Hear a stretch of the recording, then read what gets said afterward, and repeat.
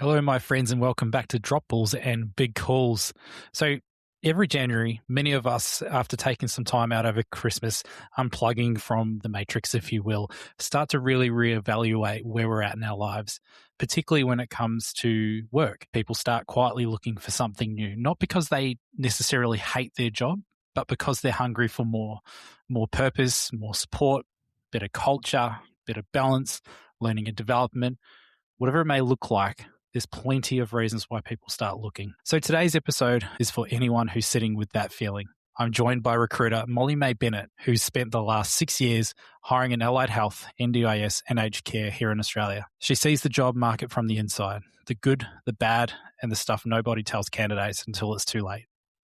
We talk about what the job market actually looks like in 2026, the biggest mistakes people make when applying for new roles, how to stand out without being over the top, why cultural fit matters more than money, and how the likes of AI and LinkedIn are changing hiring without replacing the human side of it. If you're thinking about a move this year, or you just want to stop wasting energy applying for roles that go nowhere, this one's for you. Bit of housekeeping before we get started. Don't forget to head to our website, bigcallspod.com.au. Over there, we have our blog. We have all the episodes to date, all the links to find us across social media and the podcast landscape. And also, if you head to the Support Us page, as an individual or business, you have the opportunity to sponsor our podcast. But more importantly, I just appreciate you choosing to listen to this podcast. Thank you so much. Enjoy. Mollie-May Bennett, welcome to Drop Balls and Big Calls. Thank you. Thanks so much for having me. Awesome. No, thank you for coming on. It's to timestamp our conversation. It's the 8th of January, and a lot of people are now returning to work after a couple of weeks off. And we're both recruiters. We know this time of year is a time where people are really reevaluating their roles, their careers, and where they want to go throughout this year. So I thought we'd set up this conversation to talk all things jobs and recruitment, and hopefully provide a bit of value for our audience that are perhaps navigating their own journeys this year. But to start with, perhaps we should give people context about who you are and where you've come from. For those that don't know you, how would you describe yourself, Mollie? Yeah, so I'm a recruitment consultant across the allied health, NDIS, and aged care sector. I've been in recruitment for about 6 years now, which hasn't always been necessarily just in the aged care, NDIS, and allied health sector. It's kind of where I just specialise now in the past year. But prior to that, it was aged care, and then it was health, so like hospitals as well. But yeah, sort of just narrowed it down to that. So yeah, mainly just focusing in on those areas because it's, got quite a big sector across the welfare sector. And yeah, I'm actively hiring and working with lots of different clients just across Victoria. So I work at Brightside Recruitment, and we have consultants across New South Wales, Queensland, and also some of the smaller states like WA and NT. And then I work across Victoria. So yeah, we cover all things across the welfare sector. So that's right from child, youth and family to allied health and aged care as well. Yeah. But that's probably the crux of it all. Now, you're originally from the UK. Your journey started in in-house talent acquisition as well, from what I understand. Yeah, it did. Very observant. Thanks, Jason. I started internally, which was a very different side of recruitment in terms of, I guess, how things work, one, in the UK, and two, also being in the sector that I was in. So that was like, it could have been any sort of roles, which is definitely what I still do in terms of being at allied health. So although I work across allied health NDIS and mainly recruiting clinicians, we also do hire HR roles and those admin roles and anything from BDMs right up to CEO level. But yeah, so I've moved over to Australia about 6.5 years ago. Yeah, I've been in Sydney, based in Sydney for pretty much that whole time. Absolutely love it. Have no plans to go home. Look, Australia is the better version of the UK. I've always said that in terms of just career prospects for one, and two, also just the sunshine. Yeah, absolutely. Particularly in Sydney where you are, it's good weather conditions there. Yeah. Now 2025 was quite a tumultuous year for the jobs market, and particularly the NDIS and aged care sector in Australia with all the legislative changes that have been happening. Maybe talk us through your 2025. How was that from your perspective? Yeah, look, I'm not gonna sugarcoat anything. It was very difficult. There was a lot of ups and downs. A lot of conversations had between, like, speaking to clients and candidates where, there's a bit of fear factor, there's a bit of frustration across the sector in terms of those changes and it not necessarily looking out for the people that the clinicians support. I think from a recruitment perspective, in terms of the hiring process, it was quite hard to be having those conversations and then things not, moving forward, and that scare factor in terms of, yeah, candidates not wanting to, being quite frustrated where they're currently working. And my job is to find out information as to why they're maybe unhappy in their current workplace. And it was quite interesting to find out that, I think that a lot of clinicians I was speaking to were finding out that everyone's struggling. It's not just that provider, and everyone's trying to do the best that they can. And of course, there are organizations out there that may be doing it better to one to the other. But I think that in terms of that exploring, there was a lot more exploring happening rather than things actually happening or landing, if that makes sense. And no, that's what I'm here for. I'm here to help sort of navigate that process, regardless of whether it ends in a placement or not. I'm really here to make sure that I've got integrity to make sure that these clinicians are exploring these opportunities. It makes sense for them. But yeah, it was a very, very challenging year in terms of, I guess, placements, and also just all of those changes and navigating that for myself, and also coming with facts and information to be able to help those clinicians that are navigating the field. What would you say were some of the most common reasons for people exploring other opportunities in the sector? Obviously, we know the challenges that there's been in the market. I think, even outside of the realm that we've been in, being in the services industry, I think, there's been a lot of businesses that have been tightening their purse strings. It's been tough economic conditions out there for businesses as well. But in terms of, yeah, people that are looking to change careers or looking for that next step in their career and looking for a new role, what would have been some of the key reasons for people exploring? Yeah, I would say the main reasons why people are exploring is they want to have one, better supervision. They want to be in a better culture, an environment where they feel that they can grow and develop. And there's been a real shift across looking at a salary package. I think before there was always that drive to be exploring a new opportunity to have, because obviously there's a cost of living. We're all aware of that constantly. Um, More so in the sense that yes, salary will always be important, but it's actually finding an organization that meets their core values, and has the culture that they would fit and slot into. I think that's, I guess that's why I'm here, is to be able to listen to what someone's telling me that they're really, really looking for, and help align, knowing my clients as well as I do, and helping align that in the right way. And of course, it's not always that there's a role actively available for them, but at least I know, and I can, come back and circle back, because not everyone's looking ASAP. Might be just dipping your toes in. So yeah, more so on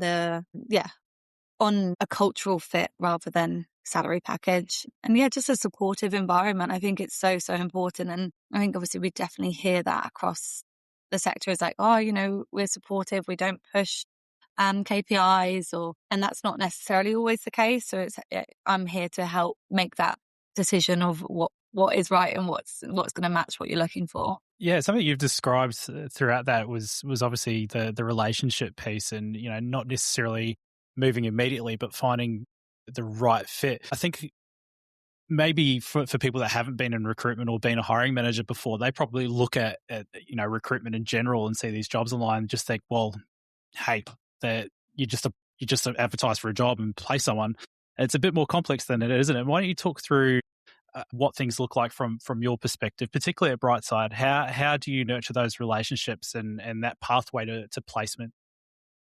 Yeah, I think it's not, the way that I like to recruit, and like I can't speak for everyone in recruitment, but I'm really looking at the candidate and I'm looking at the client, and I want to make sure that it fits like puzzle pieces.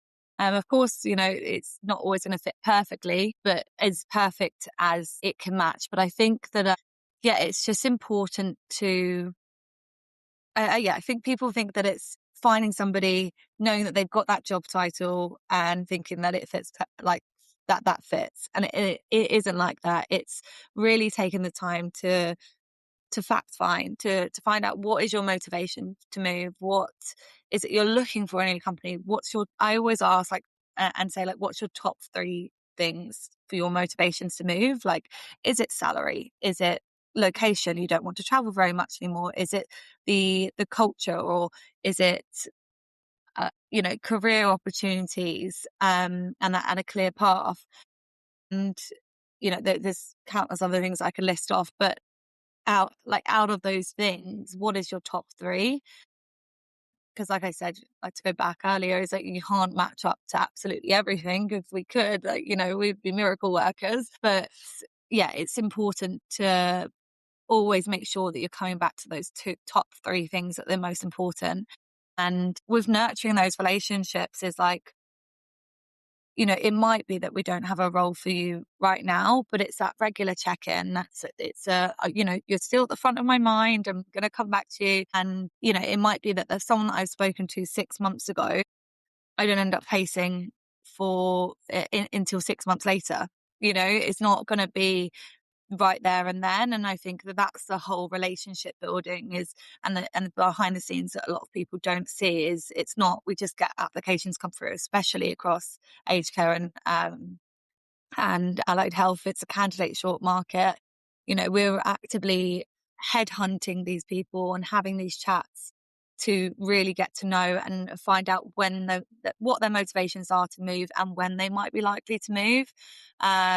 Because quite often, not the role that they're exactly looking for isn't available right now, or they aren't ready to move right now for whatever reason. So it's really, it's building that relationship from the get-go by fact finding, and then also maintaining that relationship by having those regular check-ins, and building that trust as well. Like, I think a massive piece for me in recruitment is trust. It's like, if you trust me, I'm going to do with what the information you give me, and to the best of my ability. Yeah. I hope that's answered your question. Absolutely. Why don't we flip it to hiring managers? Obviously, the workplace is evolving so much and so quickly at the moment, particularly in the sector that you and I have been working in. A lot more focus on technology, on efficiency, cost cutting.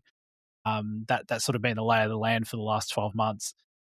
What are you observing from your perspective now that we're in January 2026? What are employers looking for? Yeah, I think that employers are definitely looking for that cultural fit. Like, of course, like everyone that's like a clinician or a nurse, they, got the qualifications, but it's also how do they fit within the organization? How do they work with other staff members? Do they, do they fit that cultural fit? And because obviously that's a bit of a buzzword across the industry. I don't tend to like to use it, but in terms of personality types, in terms of work ethic, I think that we can all have the skills. And this is what I mean with like resumes. Only say so much. Like, are you APRA registered? Yes. Check, check, check. But it's the bits behind that, and that's where the fact finding comes. That's where the questions around, how do you work? What does your day to day need to flow like? Are you somebody that needs to have regular supervision or regular check-ins? And from a like a client point of view, is when I'm sat down and speaking to my clients, is I'm asking those questions so that when I do then flip it around with having a chat with a candidate, I can make sure that I'm matching up and going, okay, so you do work quite freely. You kind of let clinicians go off and do what they need to do, or you very structured, you have regular check-ins, because that works for one person, it might not work for another. And it's to try and match up the two, because I think that is so important. That's what builds longevity within a team, and that's what builds successful teams. And that's what I'm here to help partner with organizations is to make sure that that is what happens, rather than setting somebody, somebody that does really need that clear structured process and regular check-ins. They're not going to thrive in maybe a mobile role where they don't get as regular check-ins. And that's not speaking to all community roles. That it could be that there are regular check-ins and they've got lots of groups, and it's finding that out. So yeah, I think that what's most important and what everyone's looking for is somebody that is going to be joining their team for the long run, rather than a short period, just gain a bit of experience and exposure and then move on. We really want to find out, what are you passionate about? Are you passionate about working in aged care? Are you passionate about working with hospitals? Are you passionate about working with young children? Are you passionate about working with adults? Just to know, I guess, one, if that longevity is there, but also, also, it's not going to be the right path for you if you are looking for something where that doesn't match the right way, if that makes any sense. Yeah. How much weight do you think recruiters and hiring managers are putting on things like emotional intelligence, communication, and adaptability right now at this moment? I think that a lot of those skills, like emotion, I think a lot of those skills can be taught, right? You've definitely got to have a standard, but I think that a lot of employers are aware, especially I think that if we was looking at new grads, there's a big push on new grads. We've just had a lot of people graduating. A lot of new grads, they've got a lot to learn, a lot to grow in, and a lot of employers will take that, but they've also got to look from their business perspective of, do we have the facilities to have someone learn from, do we have a real senior staff member that's going to be getting that one-on-one support for that new grad to get them up to that level? If they find that they interview and they don't necessarily have emotional intelligence or adaptability, do they have a role model in the organization that's going to be able to then give them that? I think that, well, it depends on the organization, but I think that a lot of organizations are open-minded. They know that the market's short. They've got to look at new grads, but they've really got to have that senior staff member to make sure that they've got the foundations to support that staff member as well. So yeah, I think it's probably a bit half and half. Of course, you have got organizations that definitely just look at senior staff members, which tend to come with those skills, having been in the industry for a long time, but that doesn't speak across the whole sector as such. Yeah. Sure. But back to job seekers now. We've been talking about candidate short markets during this chat, and it is still the case. But even with that, we're still seeing, thousands of applications for various roles, and it's getting harder and harder for job seekers to stand out in the noise. And certainly, when they're going to apply for jobs, they're having to refill out a lot of that information, do video screening, chat with chat bots, early phase interviews. And as you know as well, you and I, between us, we've probably looked at hundreds of thousands of resumes in the last 10 years. What are the biggest mistakes that job seekers are making when they're applying for positions? Yeah, applying, if we were looking at a resume, for example, one of the biggest mistakes I see on resumes is people listing their experience in 2020, let's say 2008, when they maybe mowed grass, which is not relevant for example, a registered nurse position, and their last 4 roles have been as a nurse, but that's right at the bottom. I think it's so important to have your resume clearly laid out with your most recent experience at the top. And then, maybe leave lawnmower off of the resume. It's not necessarily relevant to the role that you're applying for. And I think that people don't tend to put their qualifications up at the top. I think that's really important. It's also very good for, obviously, when you're going through, I'm trying to think if a candidate's applying through a Seek advert, for example, from a recruiter's perspective or a employer's perspective, of course, we have those prompts that ask the questions. Look, this is a way bigger situation that could be fixed, but probably from years to come. We wouldn't necessarily need to put those prompts. That would save somebody putting those, us putting those questions and saving that person with that to do the application, had they put all of that stuff on there. Do you have a driver license? Yes. Are you APRA registered? Yes. Just those checkbox questions. If somebody had that all clearly laid out on their resume, I think one, it would save the candidate a lot of time, and two, we're more likely just to pick up that resume and see it very, very clearly. But well, that's just going to save a massive amount of time. They're clearly, equipped. Let's get to know them. Let's find out about that candidate and give them a call. So they're going to be the top of the list. When we've got to search from information and find out, like, we don't know, do they even live in Victoria, for example? If they recruit across Victoria, so do they recruit? Do they? Do they live in Victoria? They don't have even the state that they live in. I'm more likely not to give them a call if that's the case, because I need to know that. Of course, I'm going to find that out, having given them a call. But if that information can be on there from the get-go, I think it saves a lot of time, and it shows that you're more of a standout because you're able to fill out that information. You're telling the employer where you are and what you're looking for and what you're skilled in. I think that's the most important. We don't necessarily need to see a list of skills that you know, you've got integrity or you've got great customer service skills, for example. We'd be able to find that out from an interview. They're the types of things that don't necessarily need to be listed on a resume. But yeah, from an application standpoint, I think, it's make sure you've got that resume completely down packed. A cover letter, I don't necessarily think that they are so important, because I do think that in your profile on a resume, you can kind of state that if your resume is up to date. But that's my personal point of view.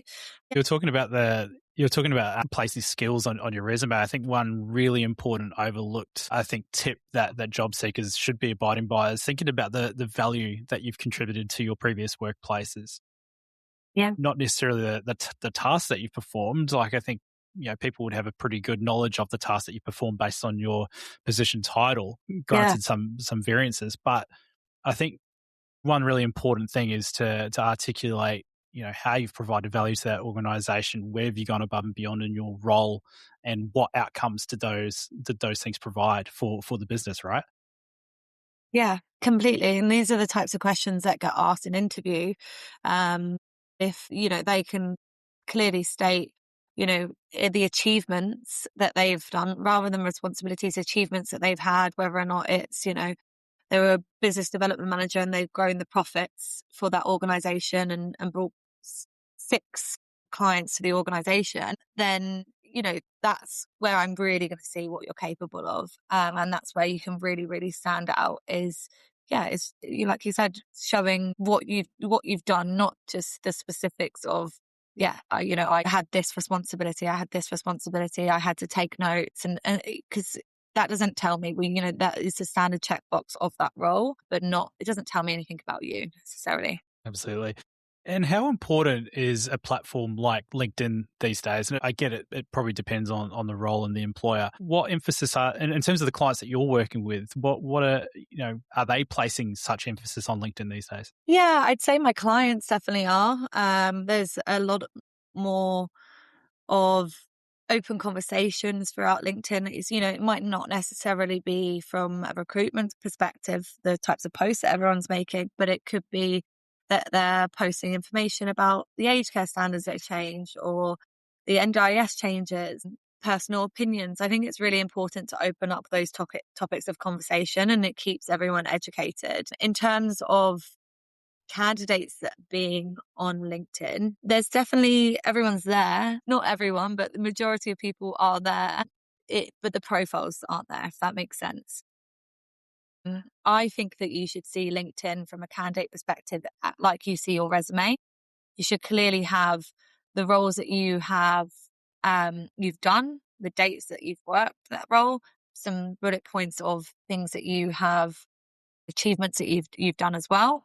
Because it's good for us to create a bit of a standpoint of what your step-by-steps in your career has been, especially for people that are recruiters that are, we're headhunting in terms of it being a candidate's job market. And I understand not everyone wants to be contacted, or, it's quite hard for candidates, and especially across the allied health market, they probably do get lots and lots of calls from recruiters or companies, asking them, are they looking for work and stuff like that.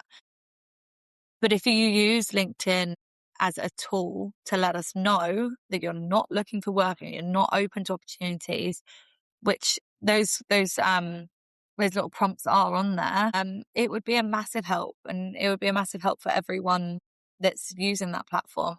Of course, it's got that, that's an absolute dream for that to happen, and it's going to probably take years for everyone to get across that, if ever. But it would be a massive, massive help for everyone involved. Yeah, absolutely. I think one word on everyone's lips at the moment is AI. What impacts are you seeing from AI at the moment, particularly in hiring processes? Yeah, look, to be completely transparent, I don't use a lot of AI. ChatGPT definitely obviously use. I think everyone is using that across the industry. But I would say that yeah, ChatGPT to me has sped up a lot of processes in terms of, when we're presenting a candidate, writing up that profile.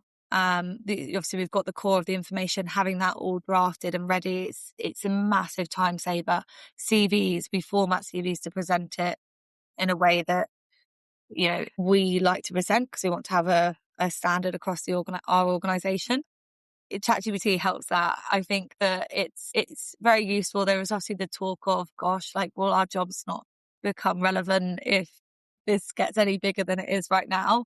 I don't think that's going to be the case. A lot of, I can speak from recruitment in particular, it's a people industry. It's an industry that requires conversations. It requires lots of conversations.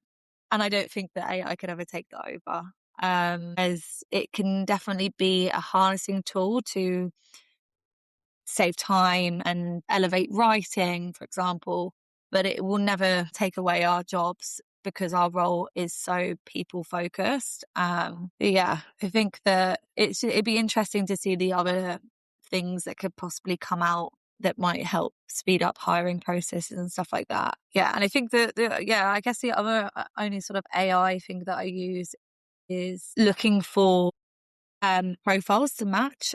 So like with a lot of our online platforms and internal platforms, we have a database of our candidates and our clients and stuff like that. The AI tool that's built into that can be quite handy in terms of matching, Mm. if I'm looking for example, somebody within HR, and it pulls all those profiles that are relevant in terms of locations and stuff like that. But also a database is only as good as the people that are inputting that information.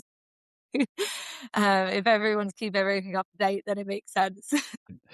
So looking to the year ahead, if you had to make one big call for 2026, what are you predicting for the year ahead in terms of the marketplace? So I would say probably there's going to be a pickup. Like, I think, like we spoke about earlier, Jason, is that like 2025 was a hard year. A lot of legislation changes, which meant a lot of people were exploring but not actually necessarily moving. I think that this might be the year where things settle and hopefully things get better for everyone involved, the participants, for clients, for candidates.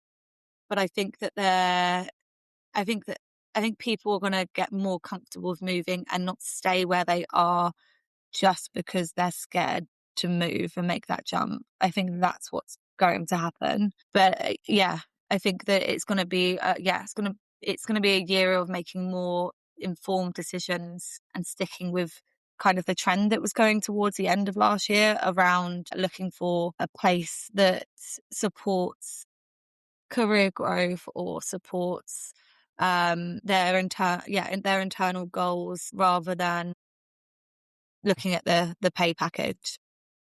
I think that that's going to continue that trend. Yeah, absolutely. It's certainly starting to feel like that tight market's starting to soften a bit now. Like you said, particularly towards the back end of last year, and certainly from services industry such as your aged care and NDIS, we're starting to see a lot of mergers and acquisitions in that space as well, which I think is creating a lot of opportunities for the year ahead as well. Certainly, where I previously was, that increased hiring quite a lot. So I think we're starting to see elements of that coming into the market now. So yeah, it's going to be interesting times ahead. What about yourself? What's on the horizon for you in the future? Yeah, look, I, of course, my role is a commission-based role. It's, as much as I'm in this role as a recruiter to make sure that I'm supporting my clients and helping with genuine growth that's growing in the right way. Ideally, I want to make a lot of money as well, but so I guess it's to be a consistent biller within the organization, hopefully step up to a senior consultant. It's to, you know, continue supporting the clients that I currently work with, helping them grow out their teams, helping them grow their businesses to the scales that they're looking to grow it within. And yeah, I think just continuing to do the work that I do, with, yeah, with, with heart. What do you enjoy the most about the work that you do? I think as a recruiter myself, a lot of people don't dream of being a recruiter necessarily. They kind of fall into it. What do you enjoy most about it? Yeah, do you know what? My favorite thing about recruitment is, I think a lot of people probably would say this, but it's seeing the results and the long-term reward, in terms of seeing someone that's like, I'll check in with someone that's been working at an organization for 2, 3 months, and they're like, oh my gosh, this is exactly where I needed to be. I'm so happy. It aligns exactly to what I'm looking for. That for me is the best feeling and the best outcome that could possibly come out of any recruitment that I would do. I think I'm not a recruiter that likes to just throw, I've said this before across LinkedIn, throw spaghetti at the wall and hope it sticks. I want to make sure that that is the right fit for them in terms of where they're currently at and the longevity. So yeah, I think that that's probably the best feeling. It's just knowing that the person that you've placed is happy and thriving and excited for their future as well. And that's really that's really why I got into recruitment. I wanted to see those results because, being I've been on the other hand of it, right? When we're all looking for jobs, and we're out in the market ourselves.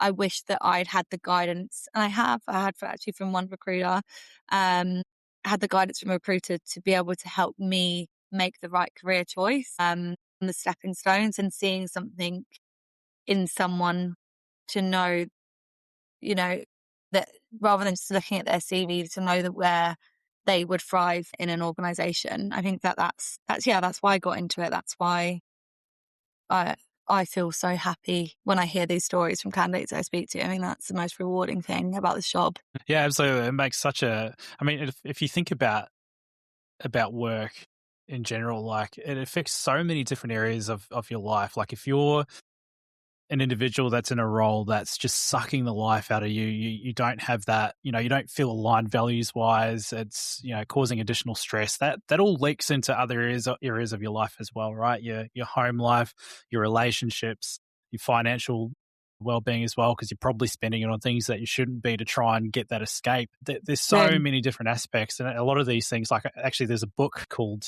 Who, the A Method for Hiring. I think it's the United States, written in the United States, but it talks a lot about that. Like it's the 5 F's for selling a candidate, but the elements that it talks about is exactly what I touched on then. Like it just, when you're thriving in a workplace, it seeps into every part of your life.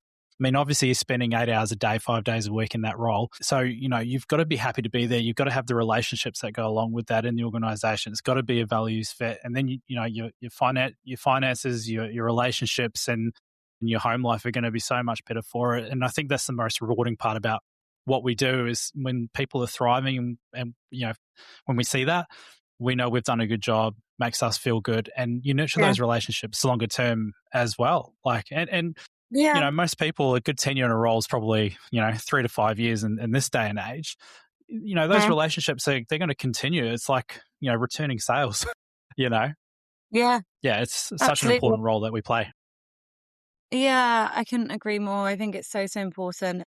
Yeah, like you said, it is, you know, I've seen it firsthand being from uh, my own career growth and also candidates that I've placed is that, yeah, the minute they are in that role that they thrive within, it really does blossom and leak into everywhere, and it's the same, and same on the negative. So yeah, and it tends to be that once they're in that organization, they're going to go to maybe a team leader, or they're going to go to some sort of management level where that's a relationship. Might be that I placed them 5 years ago, if that we're still in touch. That might be more work, and they trust me because I made the right decision for their career. So they're going to trust me to make that right choice for other people that they now need in their organization because of the level that they're at. So yeah, it's quite interesting. It's like a domino effect. Yeah, absolutely. It's great that we've touched on that. I think it's really important to actually, not only for job seekers to think about how they're projecting themselves, but also employers as well, right? Like everything we just talked about is based around candidate experience as well. I think, we've all had, throughout our careers, we've all had circumstances where we've probably not had, been involved in a great hiring process, and it's turned us off that company for good. And there's a lot of data around that. From your perspective, how important is candidate experience? Is that something that you consult a lot on in your role at the moment? I am all about candidate experience. The part about being the middle person as a recruiter is we have the initial candidate experience that they have with myself. And then that's also then we're handing a certain amount of that across to that client. So the trust that I've got to then have with the client, and open communication that I've got to have with my client to make sure that that candidate has had a smooth experience from start to finish, from that barrier of where we pass things over, is so, so important. I have those conversations constantly with clients where, things need to be handled in a way where the candidate's in constant communication. We have regular check-ins. They've been kept informed on the next step. They're not waiting a week, 2 weeks for us to come back to them, because the likelihood is that candidates aren't just exploring this one opportunity. They're exploring 3 if they're actively out on the market. And if they have that experience where they haven't heard from us in a week, 2 weeks, they're going to go, I'm not going to continue that process. It's taken you this long for me to hear back from you. And, I have had that before with clients where we've then had that has been the process, and it's, maybe not gone smoothly, or they've not had contact, not from me lack of trying with the client, but, it makes me lose trust in the client. It makes the candidate lose trust in me. And subsequently, we all just lose trust. And I think trust is the most important thing that we can have in this role and in this industry, because communication is key. And if that communication isn't given, there is that negative domino effect where everyone just feels let down. And it's a shame, because it could be quite easily resolved if we all just had conversations and let us know. And I get everyone's busy and timeline, but that candidate is the first time that they have ever dealt with you. That's their first impression. And we all know how important first impressions are. So if we can do something about that, it's been an education piece to have those conversations with clients, to be like, hey, we could do this better because this has been the result of this, had this been done differently. And that's, I guess that's where I come in as well as a consultant, is, we're not just having conversations about placing a candidate, also looking at that hiring process that you currently have for that candidate experience. It's also looking at how things are running internally in the company. There's so many factors of it. I think there's a lot of people who think that we are, just to go back to what you were saying earlier, Jason, is that we're just looking at we're just placing somebody in a job, and it's not. There are so many layers upon layers. If you're a consultant, that's what you're there to do. You're there to figure out all of those little steps and help improve all of those layers. Yeah, Absolutely. Well, you've been very generous with your time, Molly. Thank you so much for today. Where can people find you if they're interested in working with you, or talking about their careers, or if they're a business that need their next hire? Where can people find you? Yeah, sure. So you can find me on LinkedIn. It's just Mollie-May Bennett. And you can also find me on Brightside as well. We've got a company website, we've also got a company page which goes through to an email for the whole company, and I would get that. Or you can also email me upon my email address, which I'm more than happy to pass you. And yeah, and my contact number. Give me a call. I'm always happy to have a chat, as you can probably tell. I'll put all those details in the show notes so people can find you a bit easier as well. And that way they won't make the same spelling mistake that I did in your name. It's Mollie with an IE. Yeah. Lesson learned. But hey, thank you so much for this. Really appreciate it. Well, you're welcome. Thanks so much for having me, Jason. It's been so nice to chat. And we'll talk again soon and meet up for coffee when I'm down in Melbourne.